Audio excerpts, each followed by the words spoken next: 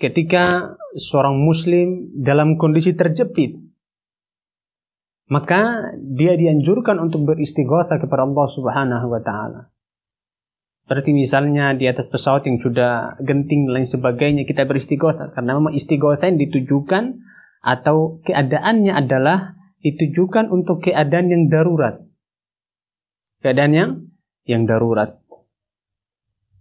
Syekh Muhammad bin Abdul Wahhab rahimahullahu taala ketika menyebutkan poin selanjutnya, yaitu poin yang ketiga dari ibadah-ibadah yang beliau sebutkan, yaitu al-istighatsah.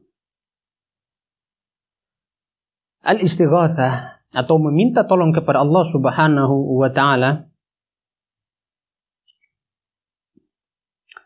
artinya adalah talabul ghauthi, yaitu meminta pertolongan kepada Allah Subhanahu wa taala, atau izalatus syiddah, meminta pertolongan kepada Allah Subhanahu wa taala agar Allah Subhanahu wa taala menghilangkan kesulitan yang sedang dihadapi,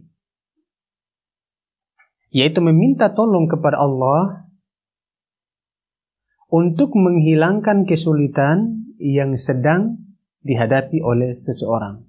Maka di sini disebut dengan istighatsah. Berarti al-istighatsah ini hanya pada keadaan ketika seorang dalam keadaan genting, dan dia memiliki kesamaan arti dengan at-tawassul. Kalau at-tawassul menjadikan perantara amalan saleh, beristighatsah kepada Allah Subhanahu wa taala dalam perkara-perkara yang genting. Sebagaimana dalam sebuah kisah, tiga orang saleh yang ketika bepergian dalam perjalanan terkena hujan turun. Akhirnya mereka karena takut basah bernaung di dalam sebuah lubang atau goa yang besar. Mereka masuk ke dalamnya bertiga.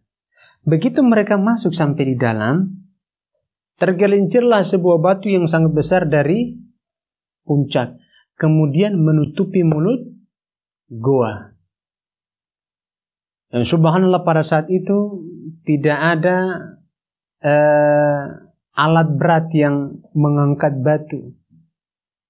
Bahkan dikatakan bahwa dalam kisah itu batunya sangat besar. Jadi kalau didorong tiga orang itu, tenaga mereka tidak akan mampu untuk menggeserkan lubang tersebut.